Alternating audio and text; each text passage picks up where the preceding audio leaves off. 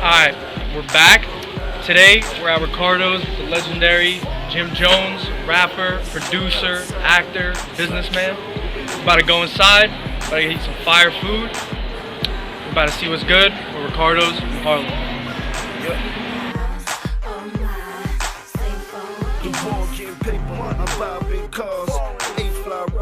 Drive in my garage, stay sky high, fly with the stars, G4 flights, 80 grand large. So we lean with it, pop with it, vertical Jones, mean with the top missing. I'm sitting clean with the bottom kitty, I hopped out, saggy jeans and my rock glisten. Thank you for taking the time to come out here with me. My channel, review restaurants, see what's good. I hit you up, you said your favorite spot was Ricardo'S. So why Ricardo'S? Ricardo'S probably one of the best steakhouses in the country. It just happens that it's in Harlem, 1 block away from one of the neighborhoods I grew up in. The owner and his brother are very close friends of mine, so it's more like a family-oriented thing for me and shit like that. It's, keeping everything in the family. One hand washes the other. I haven't paid for a meal in Ricardo'S in years. That's the type of love that I get when I'm in Harlem. Yeah, you also do something on Thanksgiving with them, right? You do a little turkey giveaway? Yeah, I did a few years. We did turkey giveaways in the front of the restaurant, give back to the community and things like that. They've been doing that for a bunch of years now. They always do a bunch of stuff to give back to the community. Like they very well vested inside of the community of the east side of Harlem. So, I respect them for everything they do and how helpful they are. Okay. Yeah. So growing up in Harlem, right? You grew up here. You're originally from the Bronx, but then you moved out to Harlem. Walk me through that, kind of your childhood, where you kind of were raised, and how you chilled around here. I grew up on Weeks Avenue in the early '80s. Weeks Avenue is the equivalent to what Washington Heights is now. The fucking headquarters of cocaine. That's where I grew up as a young child. And my moms and them always wanted best for me, so they would put me in Catholic school that was in Harlem, and my aunt lived across the street from it, so they chose to let me stay there at my aunt's house so I could go to school during the weekdays, and I bounced back and forth that way. Then my grandmother moved to Harlem. I got in some trouble in the Bronx, and they moved me down to Harlem at like 13, back to Harlem at like 13, and I've been here ever since. Yeah. So you were chilling in Harlem. You were here when you were like 13, right? What were some of the food spots you were going to, hitting up? What was your grandmother cooking for you? What was like a childhood meal that you just remember that was like the spot to be at in Harlem? As a child, we didn't really have too many food spots. To us, the good food was Chinese store, chicken wings, fried rice, beef lo mein, spare rib tips, boneless rib tips. We thought that was Philippe Chow for us. Over here on the east side, I got a store named Haji's. If you ever familiar with chopped cheese, 81, I can remember my first Haji sandwich and shit like that. So that's how long they've been doing it. Jimbo's is pretty dope coming up in Harlem. That's the burger spot. They probably still got the best burgers in the world. But you gotta go to the right Jimbo's, the one that's on 125th in Amsterdam. The original Jimbo's and shit like that. They got the seafood spot too on 125th Street. That's owned by the Chinese people, 24 hours. There's always a crackhead line out there. They never know, just go in there and get no seafood. That's one of the most popping spots in Harlem, all day and all night. But at nighttime, 3, 4 in the morning, it's almost impossible for you to get a meal. You'll be on that line for like an hour and a half. M&G's is not here no more. That used to be one of the doper restaurants. One of the doper after-hour restaurants. Soul Food was right on 125th Street. It's a store named Capsule there now. They had all the real food. Mashed potatoes, corn on the cob, like gravy, breakfast food. Cam had hit me too, because Cam was from uptown, now from downtown, so uptown is a spot called Dirty Kitchen. It sounds crazy, but one of the best breakfast spots in Harlem is Dirty Kitchen and shit like that. They got this breakfast, the ground meat with the eggs and you mix it up. They got some good shit in Dirty Kitchen. Restaurants like that, I mean, there's a slew of other spots that people went to and shit like that. But those are probably the spots that I've been to the most and shit like that. Word, no, that's fire. That sounds dope. I might have to like hit some of those up. I mean, all those spots were around when you were kind of growing up and you were living here, right? So Some of them are still here. yeah, I was gonna ask. So like, you know, Harlem's changed a lot, right? The last couple of years, you know, new spots opening up, old spots closing down, especially with coronavirus. It's sad, but I want to see those spots still up and running. What are some new spots that you've seen open up that caught your eye? There's a whole bunch of new spots in Harlem. Melba's is a good spot. That's over there by 14th Street in my hood. A bunch of restaurants. None of them comes to mind. I know you're like very health conscious, right? You like to eat a lot of fruit. You've been working out. You're doing your thing on Instagram. What's that all about? Trying to stay young. My version of the foul the youth. As we get older, you know, one of the things we can't get back is time.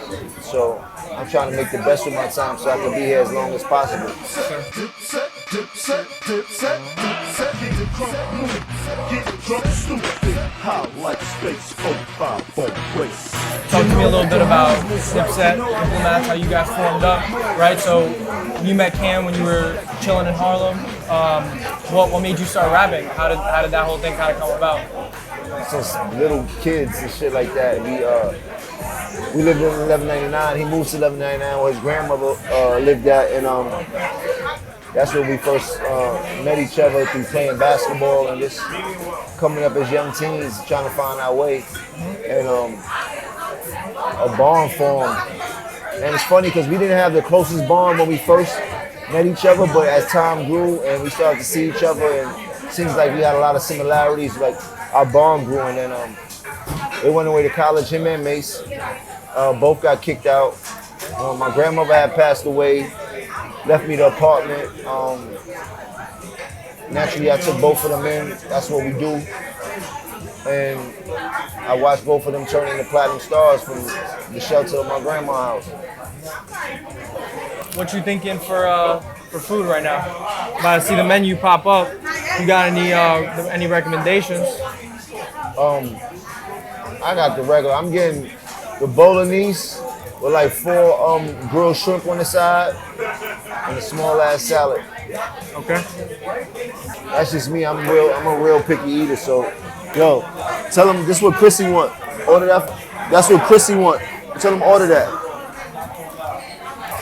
She coming here too, or you about to drop it off? Nah, she gone. She was mad when I told her I was coming here to do an interview. She was like, man, I would have came with you. I'll take it home. I'm gonna take it home with me. I got a dope ass chef. His name is Black Plate that I be using in my house. What's up, nigga? I be using in my house all the time. The nigga is ill with the food. But yeah, if you're gonna do Cam, tell him to make sure you cook the lamb chops. That's a special. Okay. You heard? Lamb chops, yes sir. He gets busy. Yeah, he get busy with the lamb chops. I know that's a special. He love lamb chops. So instead of being a restaurant, you could just Do it at the crib, yeah, whatever. You don't be cooking like that? Huh? You don't be cooking like that? I got a chef, so we're actually in the midst of negotiating a cooking show.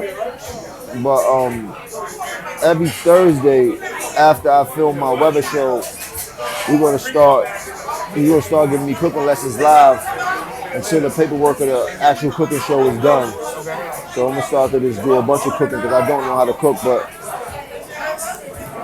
now is the time, and we never eat at my dining room table, so the idea of the show is learn how to cook and sit down as a family at the dining room table and eat. Yeah. I see you got your cooking show with BET as well. Well, I don't have a cooking show as yet with BET. I'm shooting for a cooking show with BET. I've done an episode for one of their shows, which turned out to be extremely good as far as the energy and the synopsis that I would want to bring to the table. So hopefully we'll have a show on BET if they feeling me like that. If not, I'm still going to end up with a cooking show regardless, because this is something that I want to do, and I think it's good for content. If I was to get a show, it'd be a good time. It'd definitely be the most different cooking show that most people have seen. So you know, you gotta put like a little twist to it. Yeah, it'll be a big twist. Trust me. Hey yo. Yeah.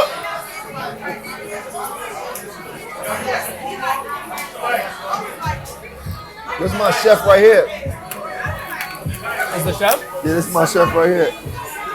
What's up, broski? What you doing? You good? So you ain't going over there? Doing an interview and shit like that.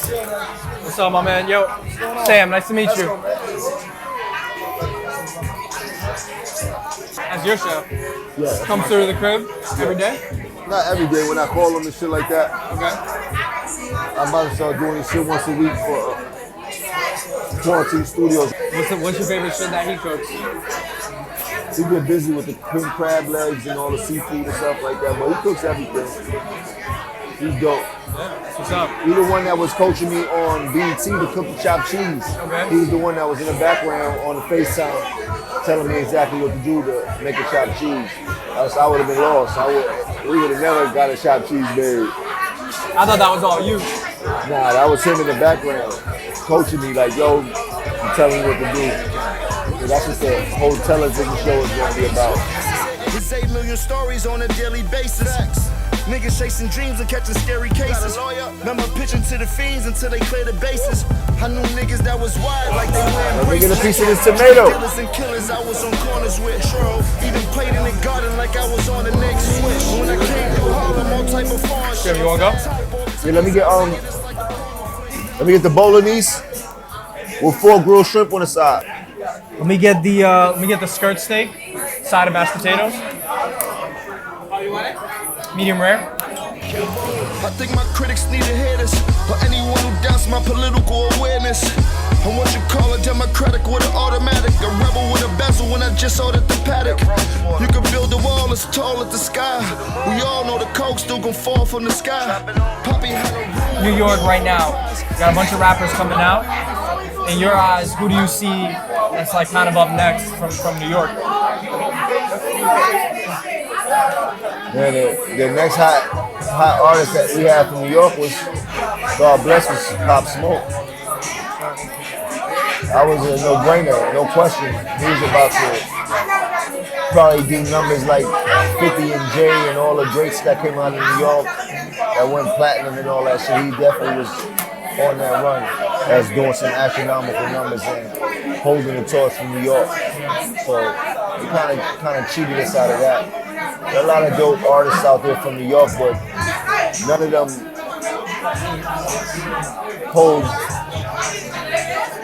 hold your attention like he did as for right now. But they all got some dope ass music, but it was something about that feeling he did.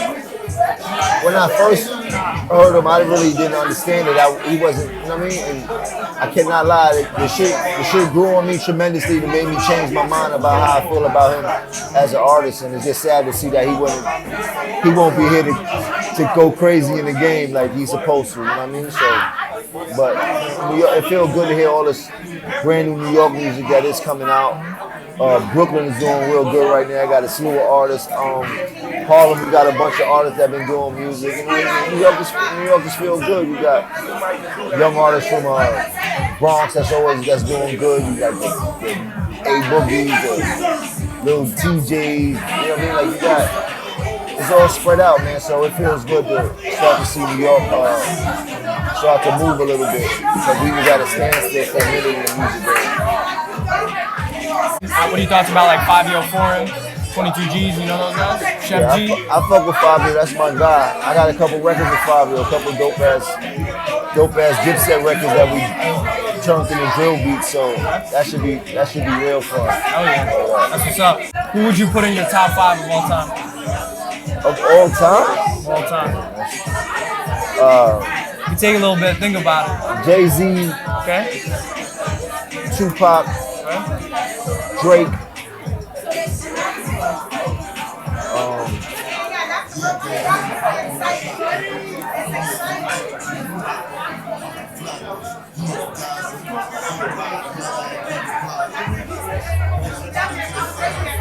You named those 3 right off the bat. Those are definitely the top 3. Okay? I don't care who you interject with or talk to, those are definitely the top 3. Okay. So that's interesting because you said Tupac and Jay-Z, right? A little bit on the older side, and then Drake kind of blew up a little later than all those guys. Would you say that because of his success, quality of music, all that? Well, those are two different eras. Drake is from a whole different era, but they all did the same thing for the people. Yeah. They gave him a feeling that was uncontrollable. Like, you dig? Like, the feeling Jay gave people, the feeling Tupac gave people, and the feeling that Drake is giving people. You know? I mean, I've been alive for all of those feelings. Yeah. And each one of those feelings is still valid to this day. As I hear any of their music, and that shit hit me like I was in high school. Or hear a Drake record like, you did? No, that's fire. I mean, Drake's definitely up there. How do you feel about like the older era of rap versus the new era of rap? Because it's a lot different, right? With the style of the flow, the style of the beats, like everything's kind of different. Complete 180 from when you were coming up to everybody that's coming up now.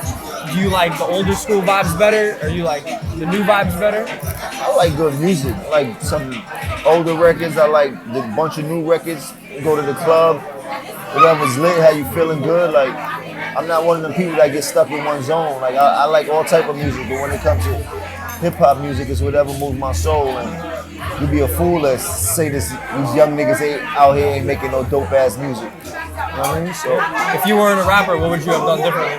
if I wasn't a rapper, what have I done differently? I couldn't tell you, but I can tell you this. Whatever I did, a lot of people would have knew who I was. Yeah, I mean, chose a great career path. It chose me. I didn't choose it. Some things you can't choose in life, and this game is one of them. You've been around for a minute. I'm sure you've seen a lot of shit. Some good, some bad, but ultimately, you say you have no regrets, no? Yeah, I got no regrets. Nothing I would do different. You know what I mean? Yeah. Maybe a couple people I wish were still here to see everything that we accomplished, but besides that, I run it down the line the same way. Yeah. When you were kind of coming up, Supreme wasn't really a brand yet, right? And they approached you and asked you to do like a photo shoot for them, and you kind of just run. Yo, Thoma, eat your food. What's up? Gotta cover this shit up, man. It's gonna get cool. Bugging. But now you saying about Supreme, Yeah, what? so Supreme, right? So Supreme was pretty much nothing but when they came to you, right? Like, how did that happen? They had some money, they wanted to take a picture. I wouldn't have gave a fuck if it was Supreme or Paco. The money they had, I was gonna take the picture for anybody, whoever had a clothing line. It wasn't about Supreme. I didn't know who the fuck Supreme was. It was about the money they had at that instance. It was like they called me like, yo, niggas got like 12 grand or whatever it was, like, yo, to come take a quick picture, like 15 minutes. I'm like, when? Right now? They're like, yeah. I said, I'm on my way. As you see, my hair wasn't done. I was in the street running. Yeah. You don't really know what was good. Nobody really knew what was good, right? Like they came to you, they said, let's take a picture, and the rest is history, right? Yeah, now it's history. But yeah, so after Supreme, I'm sure you had a lot of like crazy different business ventures along with the rap career, right? So talk to me a little bit about your marijuana business. It's called Saucy, LA-based marijuana brand with a lot of New York swag. Currently in about 150 stores in California right now. We're doing extremely well for us being a fairly new company as we're going on like our third year of actually in operations. It's pretty dope. It's pretty dope to be in a business where I've seen a lot of my friends get locked up and do real time for this plant that now is about to be legal damn near around the whole country. Hopefully it'll be legal on Tuesday in Jersey. So once it becomes legal, you're planning to expand out here, I'm assuming? Oh, 100%. There'll definitely be some sauce in Jersey. Okay. Yeah, you got your weed stuff, right? Pretty interesting fact about you that I was reading. You started an off-Broadway show. Yeah. Tell me a little bit about that. It was a musical, like 22 people, roughly like 52 minutes, I believe, or 42 minutes. Okay. I did it as it was an idea for a listening session for my album, and it turned into be a real musical, which was a play that was a listening session for my album. It was pretty dope. New York Times gave me 2 thumbs up, so just as good as Othello. sir. How long was it running for? I did it like 2 times for a week apiece. Okay. I heard you got a lot of new music coming out as well. Yeah, I got like 6 albums sitting in my house right now. I'm finishing up right now, and I'm going to release projects every other month for the next year, and release singles every other week for the next year. Yeah, you got Quarantine Studios going on, right? You started that with coronavirus. It's one of the many ways that I found you. What's good with Quarantine Studios? It's an artist platform where we offer services to independent artists, both established artists or new artists, all the same. We pretty much can do everything the record label or recording studio can do through Quarantine Studios. And we have an art department where we have artists that can sell their paintings through this platform. We also have a publishing department where we've created a publishing stock per se where people, investors, quote unquote, can now invest directly into some of their favorite artists' music publishing. Yeah, I see you working with some artists. You're working with Dave East, right?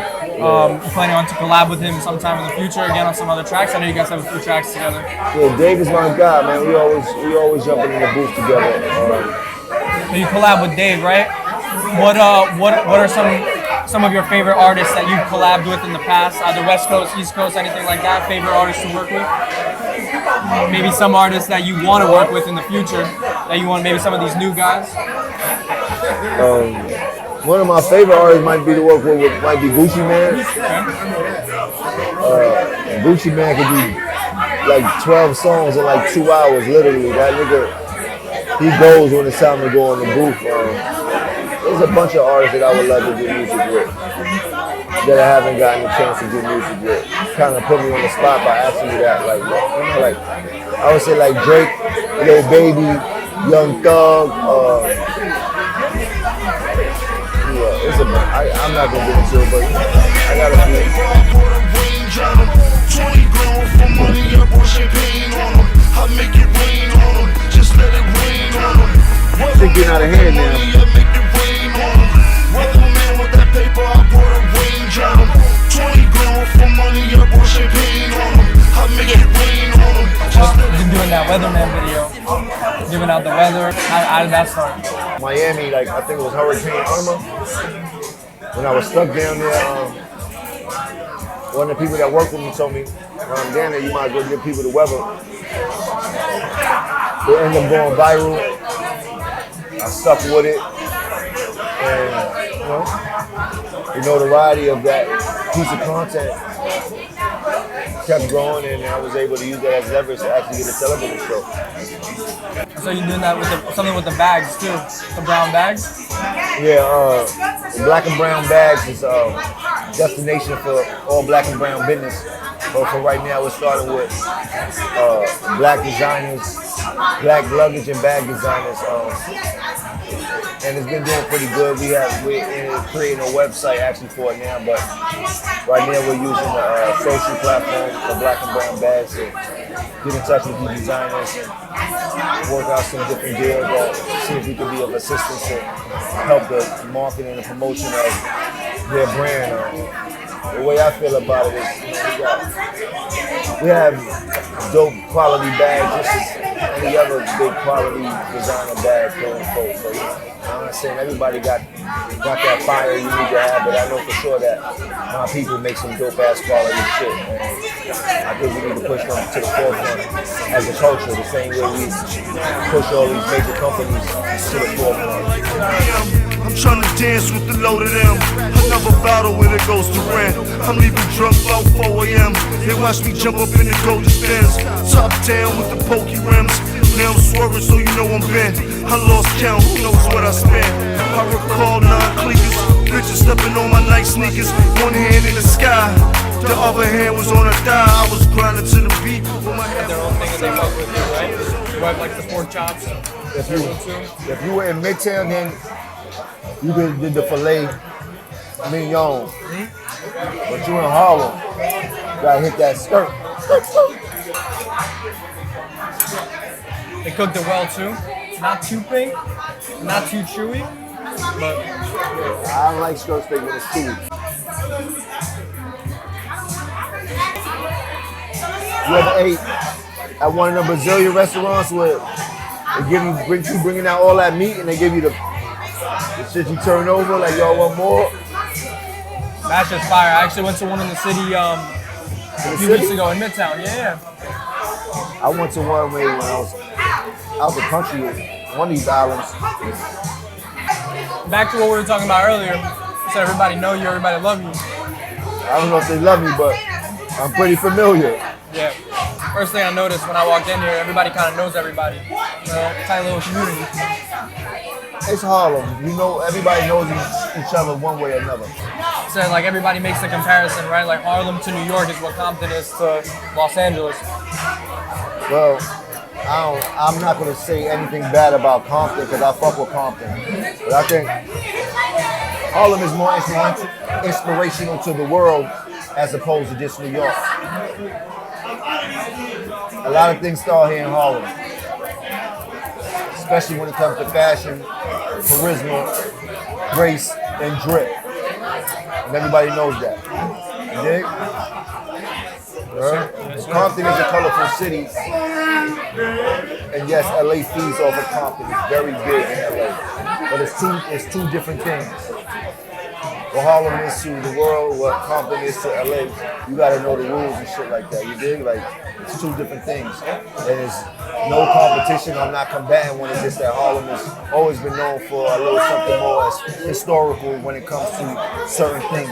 Cab Calloway, Cotton Club, like, you know what I mean? Yeah. You have California that's known for the Black Panthers, nigga.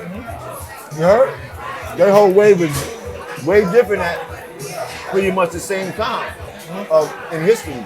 But they both was making a pivotal mark in Black history from two different sides.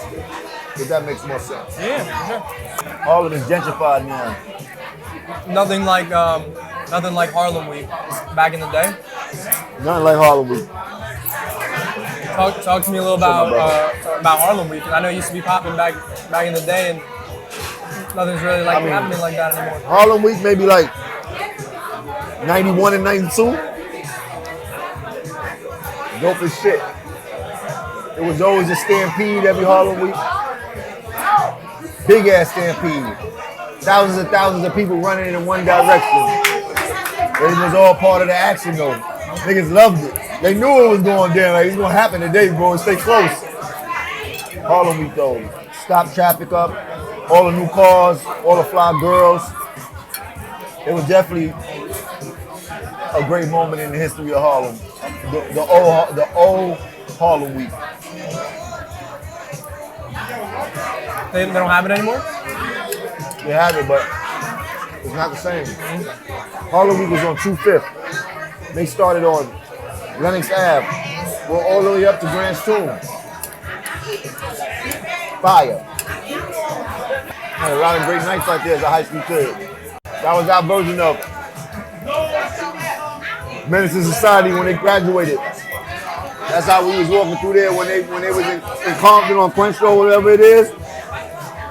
That's how Harlem Week was when you walking up and down 25th. You had to be about it.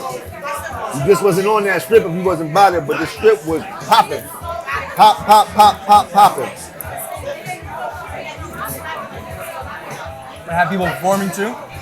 People perform It outside? was just a drug dealer fest. This one, a lot of the notorious and rich drug dealers were still out moving around in 91 and 92. It was different. Way different. Way different. It was fire. I mean, I don't think we'll ever see some shit like that again, but for what it's worth, the history's still there. Still got those memories. Yeah, the memories gonna go with me forever. Try starting it up again. Yeah. Not me. I'm too old for that. We just ate the food, right? I know you come here all the time, but I want you to give me a rating of the food. Don't give me a 10 out of 10. Give me an honest rating of the food in the restaurant out of 10. You can't do that to me because I'm biased. The food here is good. I would say it's a 10. I mean, I don't ever have no problems when I come here. Always make me feel good. They give you enough food. The vibe is right. You heard? It's in Harlem. What more you want me to say? Good vibe, As you bro. can see, my plate is gone. You ate that shit mad fast. You heard? That's every time I come here. Word. I'm gonna say, for me, I'm gonna say the food was fire. Came out, took a little long to come out, but overall, You gotta give the extra minutes for the COVID and the pandemic. There's a lot going on, so every restaurant's running a little bit slower than they would usually run. now these guys are popping. They're packed in here every day. They said Monday's the least busiest day. This shit's packed. But So it was like this. it's good though. I love the vibes. I like the food. I'm gonna give them a solid 9.1. Nice. I like it. I'm definitely gonna come back here for sure. So you told me to try the pork chops, the lamb chops as well. Get some other shit. Maybe I'll try the bolognese next time with the shrimp. The bolognese is it. That's my favorite. But yeah, so we gonna wrap up here. I got one last thing to ask you. What's up? I want one last message to the people watching to inspire the youth or just anybody who's going through a tough time right now or anything like that. Your last message to sign off. Oh, my last message? Oh, shit. Wear your mask. It's nasty outside. You heard? Like, whatever you want to do in life, I suggest you go for it, because you only get one life to live. Ain't no repeats, you heard?